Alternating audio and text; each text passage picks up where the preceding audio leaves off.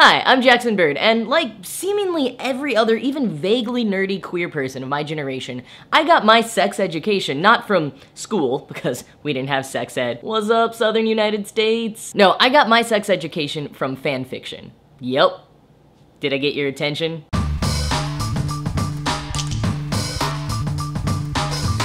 By the way, this video includes a paid promotion by Disney Book Group. They sent me the book I'm gonna be talking about later and gave me a little kickback to make this video because your boy's gotta pay the bills. But anyways, back to the erotic fanfiction. So yeah, I started reading fanfiction when I was 14. That hug between Remus and Sirius at the end of Prisoner of Azkaban sparked something in my head that I couldn't stop thinking about and led to years upon years of reading fanfiction, pairing them in every possible scenario. Meanwhile, I was also involved in the non-fanfiction side of fandom things, listening to podcasts, reading up fan theories. As the years went on, I started listening to Wizard Rock, and I got involved with the Harry Potter Alliance, a global nonprofit that mobilizes fans towards social action, and who was my full-time employer for 5 years. And part of that job was traveling around to Comic-Cons and speaking about fandom to both fans and academic and industry types. I even wrote a peer-reviewed paper about fandom, so I get fandom. I love fandom, and I've spent a lot of time thinking about why I love fandom and why it appeals to other people as well. And there are a million different reasons, but one that is particularly resonant to me is that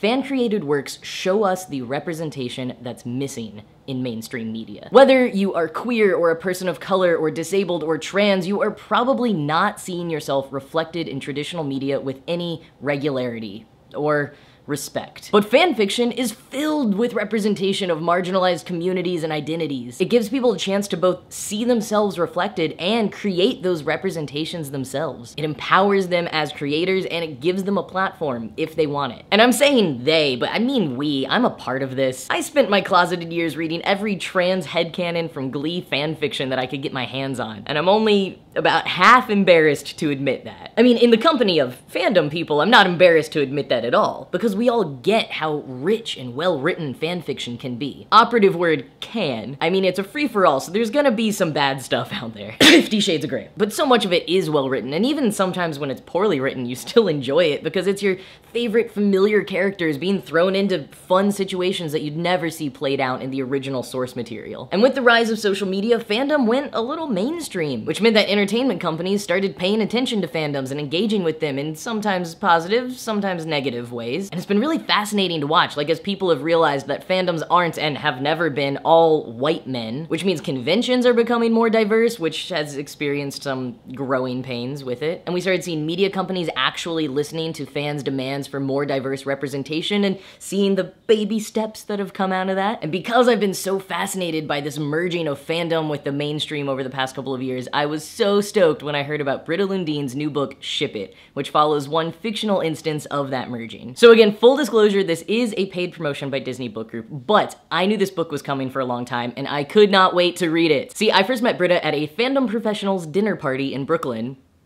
because that is the kind of life that I lead. And I remember Britta telling us the basic plot for Ship It, which at the time I think was a screenplay for a short film. I'm not sure when she decided to turn it into a novel, but I am so glad she did because it was so much fun to read. All right, let's just start with the cover. I mean, pretty good cover, right? But if you take the dust jacket off, look at that. It is like a cool, like, bird's eye view of a Comic-Con. All the different types of people that you might see there and all their various forms of cosplay. So my thoughts. No spoilers, by the way. I mean, Ship It is out in stores now, so like you could just go buy it and read it and then watch this, but I'm gonna keep it spoiler free anyways. So the main plot is that a popular fanfic writer for the show Demon Heart causes a stir at her local Comic-Con when she asks a question about the two main male characters being in love with each other, aka she ships it. One of the main actors freaks out, and because the show was already on the verge of not getting renewed for a second season, the publicity team decides to invite the girl to join them on a Comic-Con tour with the cast to show the world that they care about their fans. Maybe an unrealistic plot, but also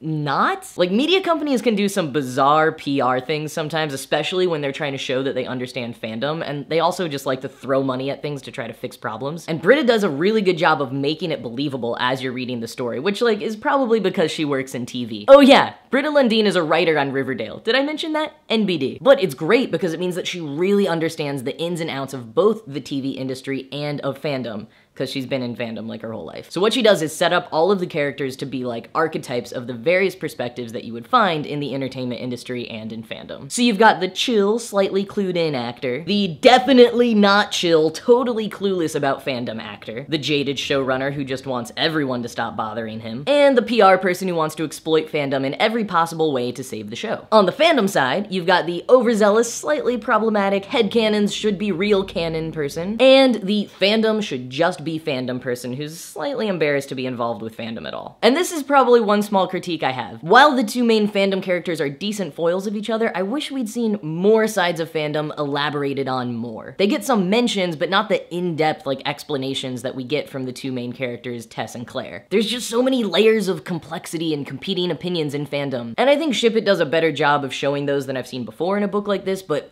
I still just wanted a little bit more. And you know, I might feel that way because the main character, Claire, is so flawed. And the other main character's perspective that we get is the equally so flawed main actor from the TV show. And the chapters alternate from their points of view, so you read the book from the points of view of the two most extreme perspectives from the entertainment industry and the fandom side. Which means that I at least found it difficult to fully relate to either of them, and I got worried that some readers who are less familiar with fandom might not pick up on the fact that neither of them are flawless, like monolithic representations of their communities. But it does work really effectively in getting to see both of their mindsets during various plot points. But oh, there are some cringe-worthy moments. For example, at one point Claire writes some RPF, or real person fic, which is controversial to begin with, but she writes it about people that she now knows, which in my mind makes it black and white not okay. Like, the erotic friend fiction joke in Bob's Burgers was funny, but yikes, when you're seeing it played out in this realistic way, just